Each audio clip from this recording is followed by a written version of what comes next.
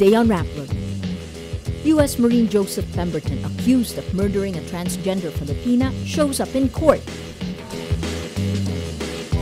Philippine President Aquino accepts the resignation of Health Secretary Enrique Ona.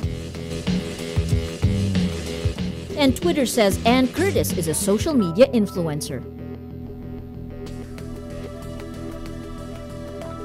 Hello, I'm Maria Ressa. This is Rappler's Wrap for the Day, a list of the most important events around the world you shouldn't miss. In a much-awaited public appearance, the U.S. serviceman suspected of murdering a transgender Filipino woman voluntarily surrenders Friday. The arraignment of U.S. Marine Joseph Scott Pemberton did not push through after his camp filed a motion to suspend proceedings before a local court in Olongapo. Buena Bernal files this video blog.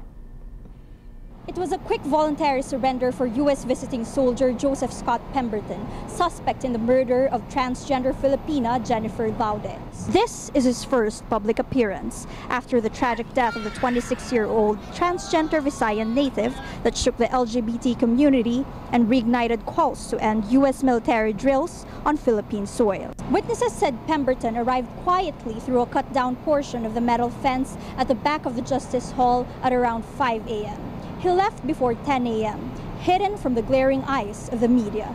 Buena Bernal, Rappler, Manila.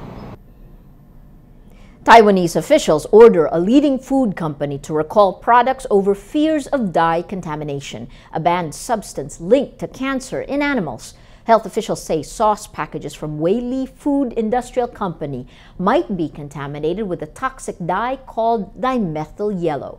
Whaley says there are no traces of the banned dye but complies with the recall. Taiwan is reeling from a series of food scares this year when products with gutter oil surfaced and a food giant was accused of selling oil intended for animal food. President Benigno Aquino accepts the resignation of Health Secretary Enrique Ona effective Friday. Ona was informed a day after he submitted his resignation letter. He's been on leave to prepare his defense. The National Bureau of Investigation's looking into the Department of Health or DOH purchase of 1 million vaccines for children worth over 833 million pesos. The DOH was criticized for the purchase instead of a more cost-effective vaccine. India launches its biggest ever rocket in an attempt to boost its share in the $300 billion global space market. The rocket, designed to carry heavy communication and satellites into higher orbit, blasted off Thursday. It was carrying an unmanned capsule which splashed down in the Bay of Bengal 20 minutes after liftoff. Indian Prime Minister Narendra Modi hailed the test mission as yet another triumph of the brilliance and hard work of our Indian scientists. Microblogging platform Twitter recognizes the social media influence of Filipino celebrity Ann Curtis. The actress and host is included in the book Tweets from the Top.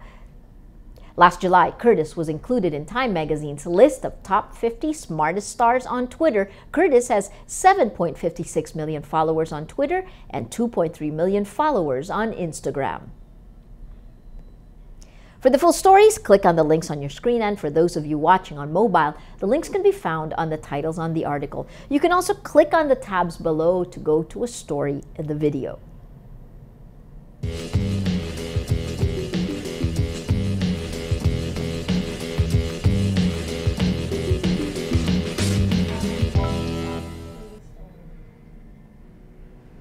Every story on Rappler has a mood meter, which gives you 8 emotions to choose from. If you look at the mood navigator today at the front page, in the middle of the front page, you can see it is an entertainment story.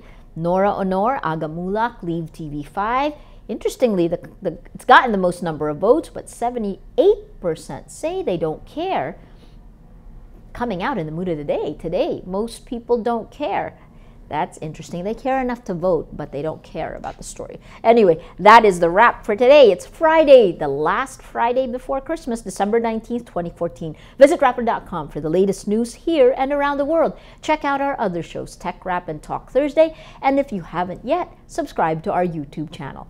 I'm Maria Ressa. As we say at Rappler, tomorrow begins today.